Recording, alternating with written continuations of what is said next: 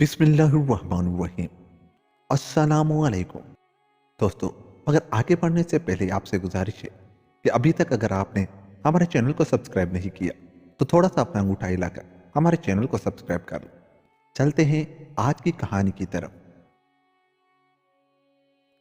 Yemen के एक बादशाह के यहाँ एक ही बेटा था जो आंखों से अंधा था। उसका नाम कमर था। बादशाह अक्सर सोचा करता था कि उसके बाद उसके ताज तख्त को कौन संभालेगा। आखिर खुदा ने उसकी सुन ली। एक और चांद सा शहजादा अता किया। उसका नाम अब्दुल्ला रखा गया और सारे मुल्क में खुशियां मनाई गई। अब्दुल्ला बड़े नाजो नेमत से परवरिश पा रहा था। जब वो 6 बरस का हुआ तो बादशाह ने उसे मकतब में दाखिल करा दिया ताकि इल्म हासिल करके अपने खुदा और उसकी बनाई हुई मखलूक को पहचाने। शहजादा अब्दुल्ला बहुत ज़हीन था। वो बहुत दिल लगाकर मेहनत से तालीम हासिल करता। मकतब में किताबी इल्म के अलावा वो जंगी तालीम भी हासिल कर रहा था। वो किताबी इल्म में सब लड़कों से ज़्यादा लायक था और तीर तलवार चलाने में भी सबसे ज़्यादा माहिर था। वज़ीर आज़म का लड़का अब्दुल करीम उसे देखकर बहुत जला करता था क्योंकि वो खुद लिखने पढ़ने में निकम्मा था और जंगी तालीम में भी सब लड़कों से पीछे था। उसके बावजूद वो अपने आप को बहुत लायक और बहादुर समझता था। वो शहजादा अब्दुल्ला की सिर्फ इसलिए इज्जत करता था कि वो शहजादा है, बाप के बाद तख्त पर बैठेगा, मगर वो दिल में अब्दुल्ला से बहुत नफरत करता था। अब्दुल्ला जवान होने पर हर किस्म के इल्म व हुनर में माहिर हो गया। बाप के मरने के बाद वो तख्त पर बैठा। कुछ अरसे बाद बूढ़े वजीर आजम के मरने पर उसके नालायक बेटे अब्दुल करीम को अमीरों वजीरों ने वजीर आजम की कुर्सी पर बिठा दिया। मगर अब्दुल करीम तो अपने आप को हमेशा अब्दुल्ला से लायक और बहादुर समझता था और ताज तख्त के ख्वाब देखता था। उसने अपने कीने और दुश्मनी को दिल में रखा और ज़ाहिर में बड़ी ईमानदारी और मेहनत से बादशाह की खिदमत गुजारी करता। एक मरतबा बादशाह अब्दुल्ला अपने बड़े भाई कमर और तमाम अमीरों और वजीरों को साथ लेकर हिरन के शिकार को जंगल में गए। भाग दौड़ में रात सर पर आ गई। बादशाह ने वहीं खेमे लगाने का हुक्म दिया। अब्दुल्ला बादशाह होने पर भी अपने बड़े भाई कमर को दिलो जान से चाहता था और उसकी इज्जत करता था। वो उसे सैरो शिकार और महलो दरबार हर जगह साथ रखता। कमर भी अपने छोटे भाई पर जान छिड़कता था। आधी रात के वक्त वजीर आजम अब्दुल करीम ने एक सरदार को अपने खेमे में बुलवाया और लालच देकर कहा, अगर तुम बादशाह को कत्ल कर दो तो मैं उसके एवज तुम्हें माला माल कर दूंगा। सरदार ने हामी भर ली और तलवार लेकर बादशाह के खेमे में जा घुसा। बादशाह उस वक्त सो रहा था मगर शहजादा कमर जाग रहा था। आहट पाकर वो सरदार की टांगों से लिपट गया और शोर गुल मचा दी। शोर सुनकर दूसरे सरदार भागे आए। बादशाह भी जाग उठा था, चुनाचे उसे फौरन गिरफ्तार कर लिया गया। जब वो ऊंच ऊंच और सख्ती हुई, सरदार ने सारा किस्सा बयान कर दिया। बादशाह ने वजीर आजम अब्दुल करीम को भी गिरफ्तार करने का हुक्म दिया। दूसरे दिन उन दोनों गद्दारों को शाही कैद खाने में भिजवा दिया गया। शहजादा कमर ने बादशाह से कहा, अब्दुल्ला, तुम बादशाह हो, तुम्हें दोस्त और दुश्मन की पहचान होनी चाहिए। मुझे अच्छी तरह याद है अब्दुल करीम ज़मानाए तालिब इल्मी ही थे, तुम्हारा दुश्मन है। तुमने उसे वजीर आजम बनाते वक्त झट अमीरों वजीरों के मशवरे पर अमल किया मगर अपनी अकल और यादाश्त से काम ना लिया। इससे तो यही मतलब निकला कि अमीर वजीर भी सब के सब यकीनन उसकी तरफदार और हामी है। अब तुम्हें ज़्यादा होशियारी से रहना होगा। अब्दुल्ला ने कहा, भाईजान, आप दुरुस्त फरमाते हैं, मैं इंशाल्लाह आपकी नसीहत पर अमल करूंगा। कमर ने कहा, खुदा तुम्हें अपनी हिफाजत में रखे। उसी रात अब्दुल करीम और सरदार, जिसका नाम अबू तुराब था, जेल से निकल भागे और कुछ सरदारों को साथ मिलाकर यमन से दूर एक घने जंगल में एक जबरदस्त अड्डा बनाकर मुल्क में लूट मार करने लगे। कत्ल और चोरियों के कारनामे सुन सुनकर बादशाह के कान पक गए। उसने अब्दुल करीम और उसके साथियों को गिरफ्तार करने पर बहुत भारी इनाम मुकर्रर कर दिया।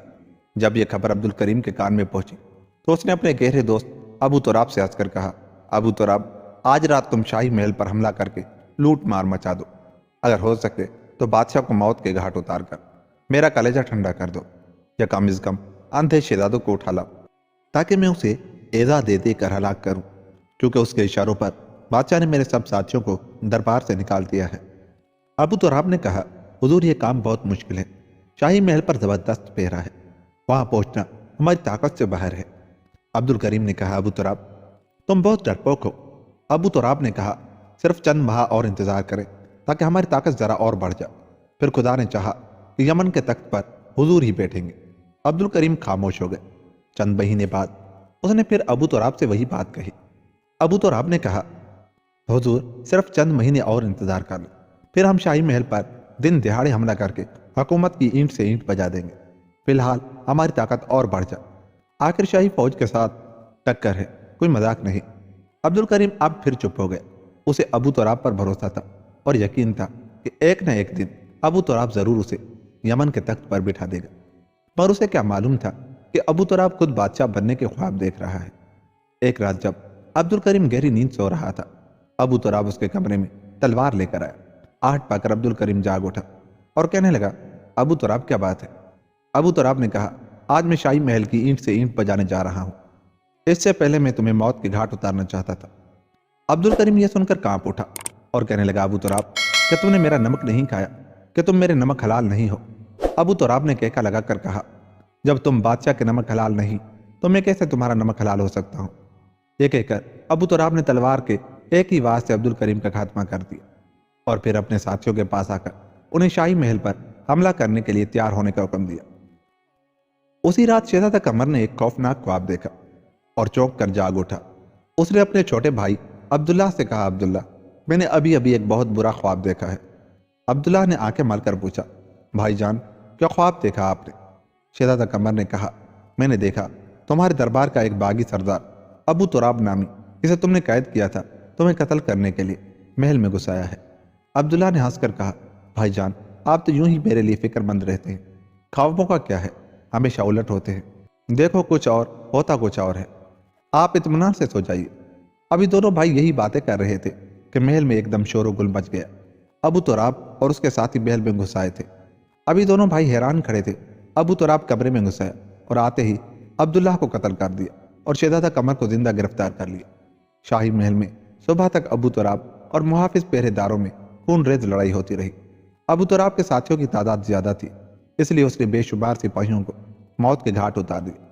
सुबह को अमीरों वजीरों को साथ मिलाकर उसने ताजो तख्त संभाल लिया। शहजादा कमर कई माह शाही कैद खाने में पड़ा रहा। फिर जालिम अबू तुराब ने हुक्म दिया कि उसे दिन भर शाही बाग के रहट में बैलों की बजाय जोता जाए। चुनाचे गरीब शहजादा कमर उस मशक्कत में गिरफ्तार हो गया। वो दिन भर शाही बाग की रहट में बैल की तरह जुता घूमता रहता। जब जरा थक कर रुकता, माली उस पर बेदर्दी से कोड़े बरसाता। अबू तुराब शाम को रोजाना बाग में सैर करने आता और अंधे कमर से छेड़छाड़ करके उसके जख्मों पर नमक छिड़कता। वो उससे पूछता, कहिए शहजादे साहब कैसे मजाज है? उस पर शहजादा कमर माथे से पसीना पोंछकर सर्द आ भर कर कहता, अल्लाह ताला का शुक्र है। अबू तुराब कहका लगाकर साथियों से कहता, इस अंधे का दिमाग खराब हो गया है कि जानवरों की तरह रहट में जुता हुआ है, फिर भी खुदा का शुक्र अदा कर रहा है। शहजादा कमर जवाब देता, अबू तुराब इंसान को हर हाल में खुदा का शुक्र अदा करना चाहिए। अबू तुराब उसे कोड़ा रसीद करके कहता, मगर तुम तो इंसान नहीं, बैल हो बैल। शहजादा कमर बड़े इत्मीनान से जवाब देता, बैल ऐसे इंसानों से लाख दर्जे बेहतर है जो अपने भाई बंदों का दरिंदों की तरह खून बहाते हैं। एक दिन अबू तुराब ने बाग में आकर उससे कहा कि शहजादे अगर तुम मुझसे माफी मांग लो और यकीन दिलाओ कि तुम मेरी सल्तनत के वफादार होगे तो मैं तुम्हें अपने दरबार में इज्जत से रखूंगा। गैरतमंद शहजादे ने कहा, अबू तुराब मुझे किसी चीज की जरूरत नहीं, मैं तुम पर और तुम्हारे दरबार पर लानत भेजता हूँ और मैंने कोई जुर्म नहीं किया जिसके लिए मैं तुमसे माफी मांगू। अबू तुराब ने जलकर हुक्म दिया कि उसे दिन रात रहट में जोता जाए और ज्यादा से ज्यादा मशक्कत ली जाए, यहाँ तक कि यह मर जाए। चुनाचे उस दिन से बदनसीब शहजादे पर और ज्यादा सख्ती होने लगी। गरीब शहजादा आखिरकार बीमार पड़ गया। बादशाह ने सख्ती से मना कर दिया कि उसे कोई दवा न दी जाए, मगर शहजादा कमर की जिंदगी अभी खुदा ने और लिखी थी। चुनाचे वो थोड़े दिनों के बाद अच्छा हो गया। जब वो सेहतयाब हो गया तो बेचारे पर फिर सुबह से शाम और शाम से सुबह तक वही सख्तियां होने लगी। शहजादा कमर इतनी मुसीबतों के बावजूद खुदा की रहमत से मायूस नहीं हुआ। वो हर वक्त अपने हाल पर सब्र शुक्र करता और खुदावंद आलम से इमदाद मांगता, मगर इस कदर सख्त सजाओं के बावजूद वो खुदा के सिवा किसी के आगे नहीं झुका। एक दिन जब शहजादा कमर चिलचिलाती धूप में रहट में जुता हुआ था और सर से पांव तक पसीने में शराबोर था, बादशाह अबू तुराब की बेटी अपनी सहेलियों के साथ घूमती हुई उधर आ निकली। शहजादे की यह हालत देखकर उसे बहुत रहम आया, मगर क्या करती, बाप की सख्त तबीयत से वाकिफ थी। आखिर घर आकर उसने गरीब शहजादे के गम में खाना भी नहीं खाया اور یوں ہی سو گئی۔ اس نے خواب میں بھی یہی منظر دیکھا اور گھبرا کر جاگ اٹھی۔ ایک لونڈی بھاگ کر اس کے پاس آئی اور پوچھنے لگی، شہزادی صاحبہ خیریت تو ہے؟ کیا بات ہے؟ کیا آپ نے کوئی ڈراونا خواب دیکھا ہے؟ شہزادی نے اسے ٹالتے ہوئے کہا، نہیں کچھ نہیں، تم سو جاؤ۔ لونڈی شہزادی کے ساتھ بہت گھلی ملی ہوئی تھی۔ اس نے ضد کرتے ہوئے کہا، شہزادی صاحبہ آپ نے یقیناً کوئی برا خواب دیکھا ہے، مجھے بتائیے، شاید میں اپنی سمجھ کے مطابق اس کی کوئی تعبیر نکال سکوں۔ شہزادی نے کہا، میں نے خواب میں شہزادے قمر کو ریڑھ کھینچتے دیکھا ہے۔ آہ بیچارہ شہزادہ کتنی مشقت اور مصیبت میں گرفتار ہے، بیلوں کی طرح تمام دن ریڑھ میں جوتا رہتا ہے۔ ایک شہزادے کے لیے جس نے ہر طرح کے عیش و آرام کے دن گزارے ہوں، رٹھ کھینچنا کتنی بڑی سزا ہے۔ لونڈی نے کہا، شہزادی صاحبہ واقعی یہ بہت بڑا ظلم ہے، آپ بادشاہ سلامت سے اس شہزادے کی سفارش کریں۔ بادشاہ سلامت آپ کو اتنا چاہتے ہیں، کیا وہ آپ کی اتنی سی بات نہیں مانیں گے؟ مجھے یقین ہے وہ ضرور اس غریب کے حال پر ترس کھائیں گے۔ شہزادی نے کہا، نہیں، تمہیں بادشاہ کی طبیعت کا کیا پتہ، میں ان کی بیٹی ہوں، میں سمجھتی ہوں ان کی طبیعت کو، وہ کبھی شہزادے کو آزاد نہ کریں گے اور اس کی سزا میں کمی نہیں کریں گے۔ لونڈی نے کہا، شہزادی صاحبہ آپ ذرا کوشش تو کر کے دیکھیے، شاید بادشاہ سلامت آپ کی بات مان لیں۔ لونڈی کی یہ بات سن کر شہزادی سوچ میں پڑ گئے۔ لونڈی نے کہا، شہزادہ قمر کی صحت بہت گر گئی ہے، ممکن ہے وہ غریب یوں ہی سسک کر دم توڑ دے، پھر آپ کی ہمدردی کس کام کی؟ شہزادی نے کہا، اچھا آج بادشاہ سلامت دربار سے لوٹیں گے تو موقع دیکھ کر ان سے شہزادے قمر کی سفارش کروں گی۔ اس دن شام کو بادشاہ سلامت دربار سے آئے تو شہزادی نے شہزادہ قمر کی سفارش کرتے ہوئے کہا، ابا جان، دنیا میں آج تک کبھی کسی شہزادے پر اتنا ظلم نہ ہوا ہوگا۔ آپ اگر اسے آزاد نہیں کر سکتے تو قید خانے میں رکھیے، اتنی مشقت کرنے سے تو وہ چند دن میں مر جائے گا۔ بادشاہ نے کہا، میں یہی تو چاہتا ہوں کہ شاہی خاندان کا یہ آخری فرد بھی اس دنیا سے چل بسے، تاکہ پھر تاج و تخت کا کوئی دعوے دار نہ رہے۔ شہزادی نے کہا، ابا جان، شہزادہ قمر آنکھوں سے تو اندھا ہے، بھلا ایک اندھے سے آپ کیوں اتنا خطرہ محسوس کرتے ہیں؟ وہ آپ کا کیا بگاڑے گا؟ بادشاہ نے کہا، شہزادی تمہیں نہیں معلوم وہ اندھا آنکھیں نہ رکھنے پر بھی کتنی آنکھوں والا ہے۔ اگر میں اسے آج آزاد کر دوں تو وہ سلطنت کی اینٹ سے اینٹ بجا دے۔ شہزادی نے کہا، ابا جان، میں یہ نہیں کہتی کہ آپ اسے آزاد کر دیں، بلکہ میں چاہتی ہوں اس پر اتنا ظلم و ستم نہ کیا جائے۔ آخر وہ شاہی خاندان کا فرد ہے، حکومت تو ڈھلتی پھرتی چھاؤں ہے۔ ہو سکتا ہے آج ہم تاج و تخت کے مالک ہیں تو کل جھوپڑے میں پڑے ہوں یا کوئی اور دشمن ہمیں قید کر لے تو کیا وہ ہمارے ساتھ یہی سلوک نہیں کرے گا؟ بادشاہ ابو تراب نے کہکا لگا کر کہا، بیٹی، یہ تمہارا محض خیال ہے، اب ہمارا خاندان قیامت تک اس تخت و تاج کا وارث رہے گا۔ اب آسمان کے فرشتے بھی ہماری سلطنت سے ٹکر نہیں لے سکتے۔ میں فوج کی طاقت کو بڑھا رہا ہوں، اس وقت دنیا کی کوئی حکومت ہماری حکومت سے زیادہ مضبوط نہیں۔ شہزادی نے کہا، ابا جان، آپ تو بات کہیں کی کہیں لے گئے، میں شہزادہ قمر کے متعلق کہہ رہی تھی، اس پر اتنی سختی نہ کی جائے۔ بادشاہ نے کہا، تو پھر تمہاری سفارش سے ہم آج سے اس پر سختی بند کرتے ہیں، پر اسے آزاد نہ کیا جائے گا بلکہ عمر بھر قید خانے میں رکھا جائے گا۔ چنانچہ بادشاہ نے کوتوال کو حکم دیا کہ اندھے شہزادے کو شاہی قید خانے میں رکھا جائے، پر اس سے کوئی محنت مشقت نہ لی جائے اور نہ کسی قسم کی سزا دی جائے۔ شہزادی اس بات پر بہت خوش ہوئی۔ ایک دن اس نے قید خانے میں جا کر شہزادے کو دیکھا۔ شہزادہ قمر نماز پڑھ کر دعا مانگ رہا تھا، اے پاک پروردگار، تو نے مجھے جس حال میں رکھا میں نے تیرا شکر ادا کیا، مگر اب مجھے اس قید سے نجات دے تاکہ میں جنگل و بیابان اور پہاڑوں کی کھلی ہوا میں جا کر رہوں اور باقی عمر آرام و چین سے تیری یاد میں بسر کروں۔ مجھے اب کسی کی حکومت اور تاج تخت کی تمنا نہیں ہے۔ شہزادی کی آنکھوں میں آنسو بھر آئے۔